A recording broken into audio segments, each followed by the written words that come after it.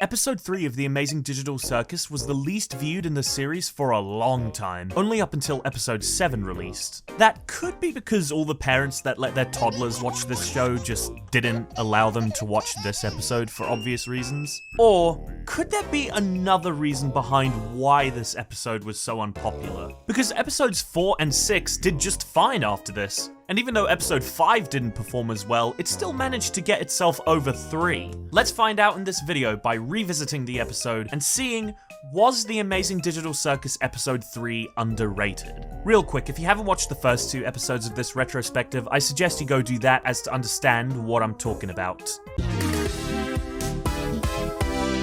I miss this intro a lot, it was so much more fun.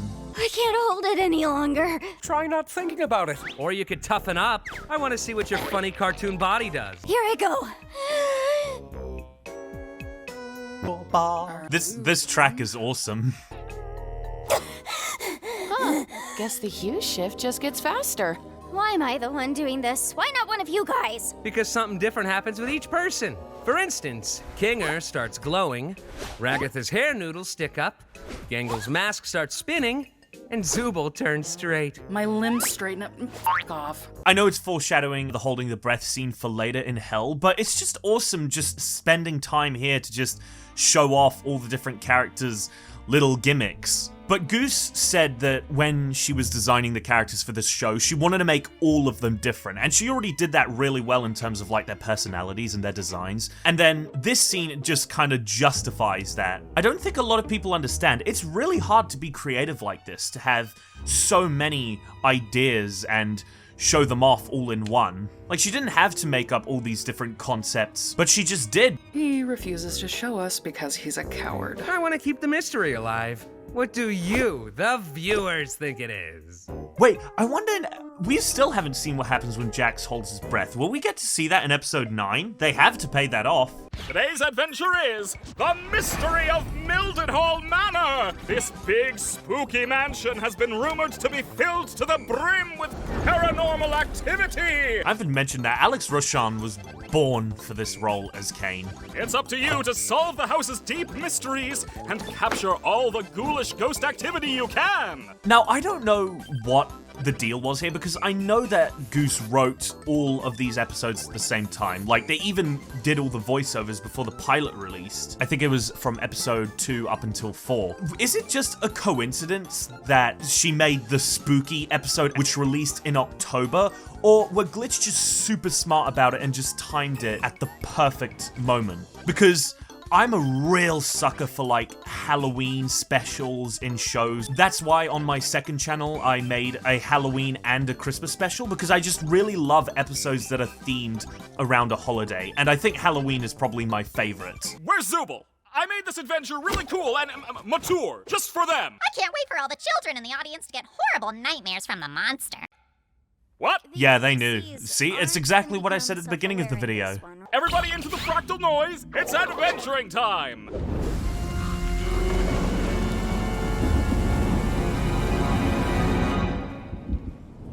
I'm not really a fan of horror, and I don't really handle jump scares that well. Okay, so I wonder if some of y'all can explain this to me in the comments, because Pomni said that in her spare time, when she wasn't doing a job, she liked doing urban exploring. Well, how do you like going and exploring abandoned buildings and stuff in the darkness when you're not really a fan of horror? Because those two things just don't really add up to me. And that's why I'm asking you to tell me, because is urban exploring and like horror like this two different things? Like, if you're scared of a horror movie, would you still not mind doing urban exploring? Because, I don't know, that's just a little weird thing that's in the back of my mind. Does anybody hear that?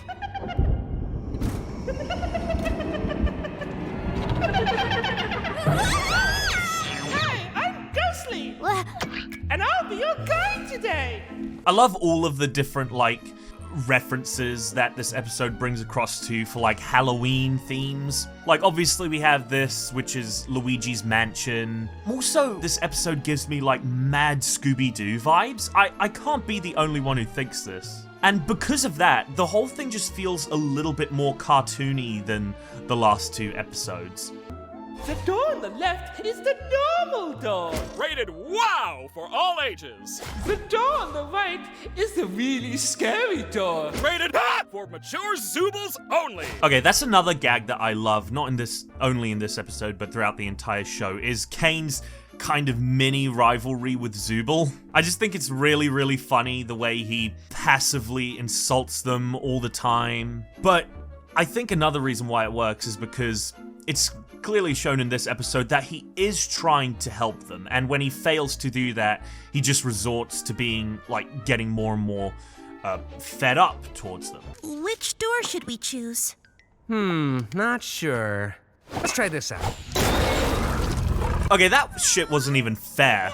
Zooble, I just want to get to the bottom of why you keep skipping all my amazing adventures. You could end up really hurting Bubbles' feelings. And this is the first time where I think we start getting a tiny bit serious with Kane. Like, obviously he's still his goofy, over-the-top, not really understanding self. But the fact that he is actually trying to have a serious conversation with one of the characters now, and especially the fact that it's Zooble, who I've complained the last episode that I don't really like how they weren't getting much focus, but I'm fine with it now because we do get a lot more insight into Zooble, and the fact they weren't shown that much in the first 2 episodes helps with this kind of development. I just think it's starting to build on so many different things in so many different angles. It makes the whole show and the characters and I'd say the plot, but that's not too much of the focus at the moment. I'd say mainly the characters. It just makes all the characters and their interactions feel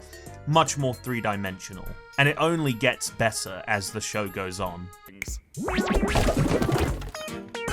So, what's on your mind, Zooble? I literally spend so much time just staring into, like, Kane's mouth. What? And just seeing how his teeth emote as his lips with his tongue and, like, how it coincides with his eyes and that. It's just interesting because they do such a good job in integrating actual human facial expressions with his very weird and absolutely not normal design of a head. I've already told you what my problem is. You just never remember because... never mind. My mind is a beeswax polished coconut. Nothing ever escapes these cakes. So what can I do to make my adventures more appealing to you? See? This is exactly what I'm talking about. All you're thinking about is your adventures. It has nothing to do with the adventures. Wow, I'm going to be pausing a lot this episode. This is also when we start getting a lot more insight to things that have been going on since before Pomni has showed up.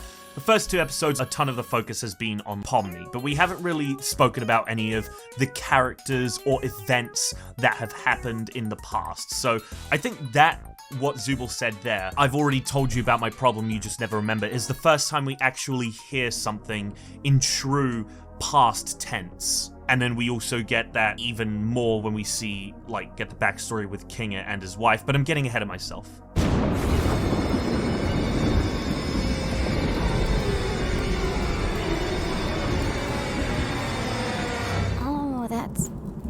No. I'm happy now that the show is showing some really creepy shit and not trying to rein it in a little. They're just going all out with it now. My name is Baron Theodore Mildenhall. And that's something I want to search up. I want to see who played Mildenhall, because when I first watched the premiere of this episode, I was like typing in chat. I could maybe find the replay if I tried, but I was constantly typing in chat, "It's Kinga's voice! It's Kinga's voice on the tapes!" And I thought there was going to be like some major lore reveals. And there kind of was, because it's the way Mildenhall accidentally murdered his wife kind of parallels with the way Kinga didn't murder his wife, but how he lost his wife. Although you can kind of twist it where he murdered her because he created Kane and whatever, and that's why his wife abstracted. But again, I'm getting way too ahead of myself. The creature you see before you is one I've been pursuing for years. Not quite a man, but not quite an animal. Something unholy. Something evil. No, it's actually something very holy and not evil. Why did God have to design his angels so disgustingly? You know, I'm starting to think... That's something Goose is really good at, is also bringing across very obvious foreshadowing, like where it's supposed to be obvious, but in the case of where it's too obvious to the point where we don't pick up on it, and then they disguise it as a joke. Like when Kinga says there, I'm starting to think, he actually means that. There's no way around it. He is starting to think, and he just flat out says it. But it's disguised as just a joke, and Kinga doing his typical shtick that we don't pick up on it. It's like reverse psychology on top of reverse psychology. There's just so many layers. Okay, cool, that's great. I love these adventures.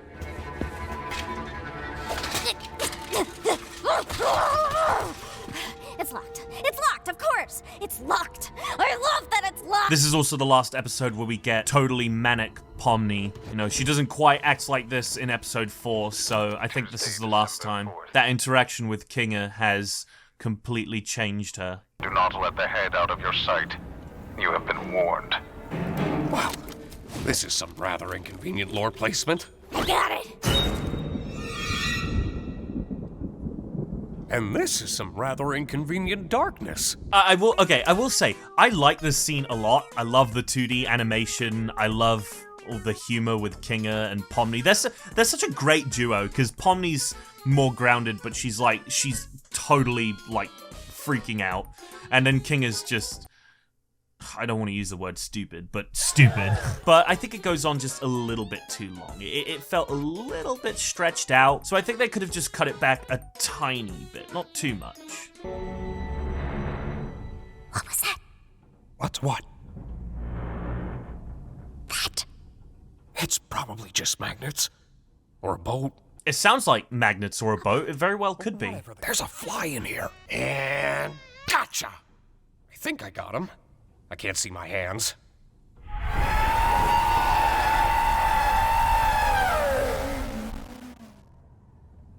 I'm sorry, could you speak up? I couldn't quite make that out. God, the humor in this show is top notch. And Kinga really is the king of the humor in the show. Prepare for takeoff, cause this boat is going up! Boats don't go up. Huh? What is bro saying? Why are we going up? Now he's starting to freak out. I do not use my adventures to torture my guests. Any torment I inflict is 100% accidental, like any good war criminal. I can just imagine Kane, like, putting that, because if this were, like, a game, I can imagine Kane just putting that on, like, a waiver, and you have to accept to the licensing agreement, any torment that's inflicted is 100% accidental. I don't like myself. I hate this body. I hate all these stupid removable pieces. I just want to find something that feels good. Oh, yeah, now I remember why I couldn't remember. It's because that problem is already solved. Simply swap out your undesirable Zooble parts for better ones. I've been trying to find parts I like since the day I got here. So, back to the adventures. Forget it. Forget it? Just forget it. Forget what?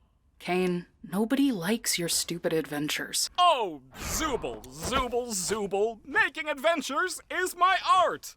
It's all I exist to do, all I'm good at. And, what you're saying could imply that I'm bad at the only thing I'm good at, and that... that'd be...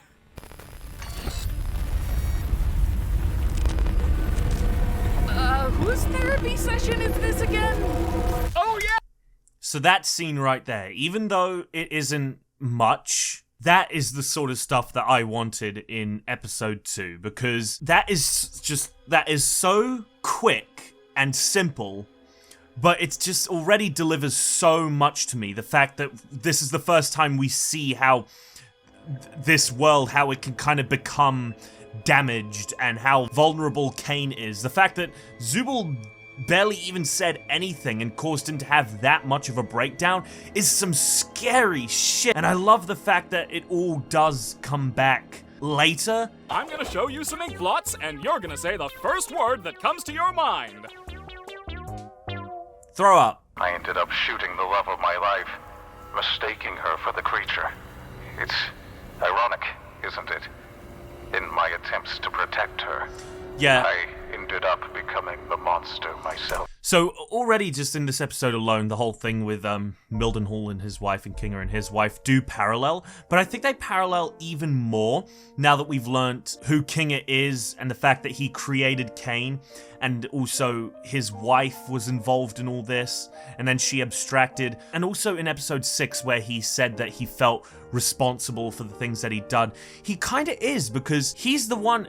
I don't know what happened. Maybe his wife worked alongside him in the computer science industry. If he didn't rope her into this whole circus project or this AI project that he was involved with, he wouldn't have had to bear the pain of her abstracting. Maybe he feels that he's accidentally shot the love of his life. Like, that's the thing. After watching all the episodes now, this all makes more sense. How's about we take his gun? Yeah, sounds good to me. Oh, here's my favorite joke. Please don't come alive. Okay, I won't. That's the kind of thing I'd write in one of my videos.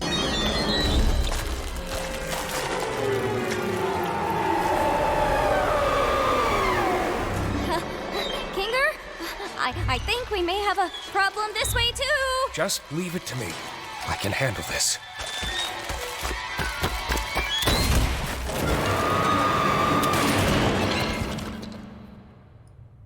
Well, that wasn't so bad. Which is what I would be saying if I didn't know that the creature was actually one of God's angels. I love this twist too. It's so out of left field. I need a living host in order to escape the Hall of the Damned, and your bodies will be my only means of doing so. Now wait, how did he record this if he was in hell? They set that up as if it's going to be a one-liner, but then it turns out to be like his first, well, not his first, but one of his most, like, coherent sentences. Good tea. Sorry. Oh, I need some tea now. You know how men are. Always having the silliest priorities. Don't I know it? That's what every single Jackson wants to do to him. Let me try something.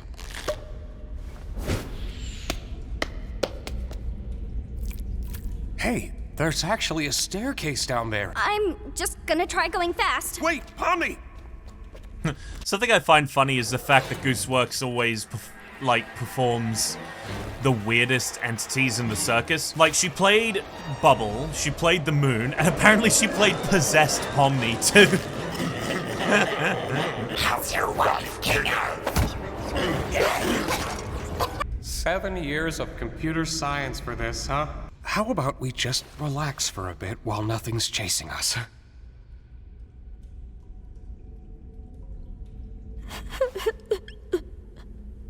Oh, Pomni crying. Why have you been acting so different lately?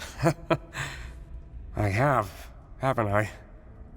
So, I will say one thing. Take this chair. That's all I needed to say. But no, I think with Kinger becoming sane like this, I knew they were building it up after the whole bucket thing in the last episode, but I was not expecting it this episode. You know, this was a big twist for me. All this stuff with his wife and that, I knew all the symbolisms or whatever, but I didn't think we were literally going to get an entire ass explanation of his backstory. And I think they may have done it a little bit too early. I would have liked to see the other characters developed first before we got Kinger, our goofy comic relief's backstory. Especially since it takes so long before it goes anywhere in the plot. Like, it takes so long for Pomni to tell them about his whole darkness thing. I guess she didn't really need to in most of the other episodes, but still, I feel like they played their hand in it a little bit too early. And also another thing is that my brother and I went on about repeating things in the last episode, or not directly repeating things, but just repeating sort of the same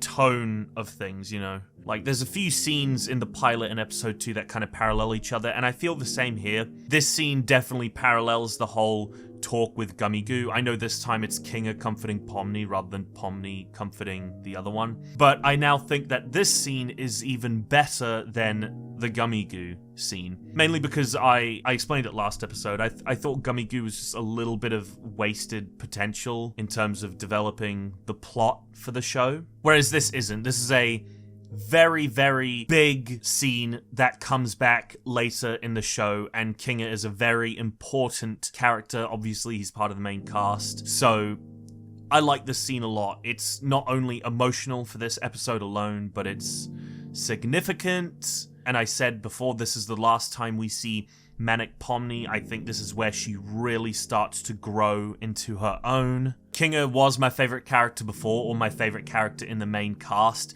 and now this has just fully solidified him as being my main character. And I like how we haven't even got the full extent of who he is yet. Like, we still don't know that he created Kane. It's kind of teased with that computer science line, but, you know, we still don't fully know it yet. But again, like I said before, I think they should have just played this a little bit later down the line. I felt like it was just a bit too early for the series. But I can't complain. I said I wanted more plot development, more backstory in these episodes. So again, I'm just happy, you know. I don't let my flaws get in the way of me enjoying things. So, you know, if you don't like what I'm saying, just keep in mind, it's not that big a deal for me. I'm just being honest and pointing out what's on my mind. Right after my wife had abstracted, I don't recall the exact string of events, but we both ended up in the fort together. And it was dark. The darkness seemed to calm her down a bit. The harsh, jagged edges smoothed out, and she didn't seem aggravated anymore. She wasn't the same as before, but she was calm enough to touch one last time before she got sent to the cellar.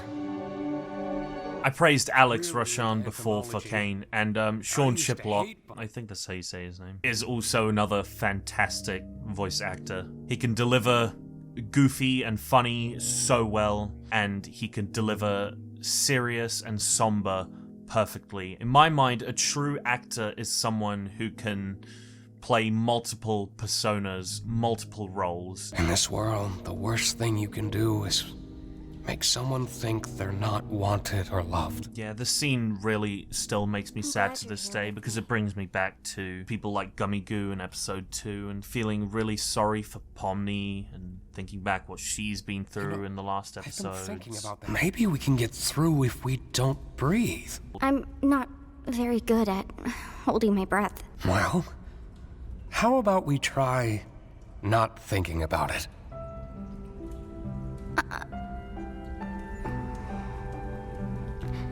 If we leave and we go back to the circus, you're just gonna go back to being crazy. You're not gonna remember any of this, are you? Don't worry about me. As long as you remember it, things will be okay. You're very strong, Pomni. And I know you'll be able to get through this. Just hold on to me. We'll get through it together. You ready?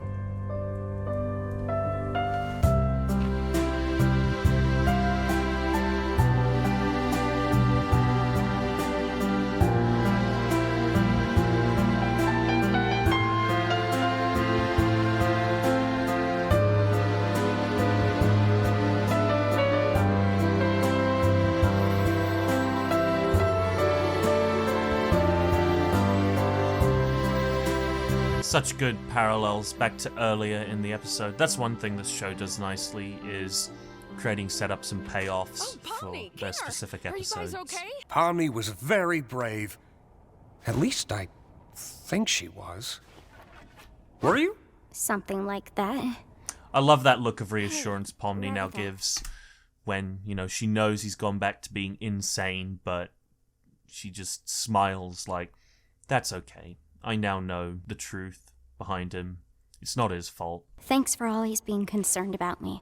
I feel like, through everything, I haven't really been appreciative enough about that. And again, I keep saying it, there's the transition from old Pomni into new Pomni. That scene there is more like the Pomni we know today. Did you remember to get my comedy mask? Or first time we...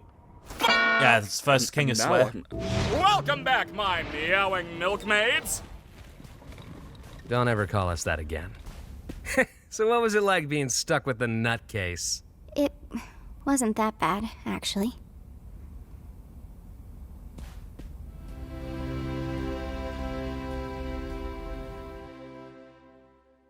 That was episode 3 of the Amazing Digital Circus. So for me, episode 1 to 4 is like the classic era of Digital Circus. And yeah, that episode's still my favorite of the classic era because, you know, I love the adventure more, the Halloween vibes. It's just so up my alley. And, you know, Kinga is my favorite character, and I think his backstory is so emotional and gut-wrenching. It gets me every single time. And as I said, it's also where Pomni steps out from her old skin and into her new one. I think episode 4 is kind of like the, I think the epilogue to that saga, the Pomni saga of her growth. I think her growth is complete by then. And it's when we start to get even more insight into the characters. We started getting there with Zubul, but then we now get another episode where it's fully focused on a character, that being Gangle. So again, I'm repeating so many things, but in the second episode of my retrospective, talking about episode 2, I said about how Gummy Goo is good for Pomni's growth, but it's just the way that they don't use him for anything else in the show. They don't use him for like lore or plot, like the idea of Kane's AI coming to life. It's a bit sucky, you know, I felt like it was a bit of a waste developing all that. And that's why I think I like the emotional scene in this episode even more, because it all does come back, you know. I said it before, King is such a significant character. His lore is super important. We don't know the full extent of his lore yet, but now we know about his wife and what happened to her and stuff. And it's only going to come back later, and it's only going to change the show. I also said, like, that whole meltdown with Kane, such a small, insignificant scene, but, like, I want more stuff like that where it just shows off just a little bit more about where the plot is going, because I just find scenes like that really awesome. And we still don't quite get that until episode 7. But once again, I'm not complaining, but now I'll answer the title of the video. Is episode 3 underrated? Yeah, I reckon a little bit. I feel like people should talk about this one more because it was when the show started introducing its main themes with developing its characters and plot. We started to get there in episode 2 by establishing the direction the episodes would be going in from now on. But this is when we start to get our first major insights into other characters outside of Pomni, and probably the biggest lore drops in the entire series, because these lore drops were kind of what catapulted the rest of what's been discussed in the show up until now. I'm referring a lot to Kinga's backstory, by the way, and also Zubul's struggle of self-acceptance, which we see a lot of these characters go through later down the line, just in different forms to one another. So that's my conclusion on the Amazing Digital Circus episode 3. Episode 4, I said, was the most related to me. I made a video talking about it when the episode came out back in December of 24. So next episode of this retrospective is going to be an interesting one, because we're going to see if I still feel the same way or if I've changed my mind, because just thinking about it now, I think that I might relate to other characters more than Gangle now that I've watched the full series. But I'm getting ahead of myself. We'll see when we watch it, so stick around if you want to see it.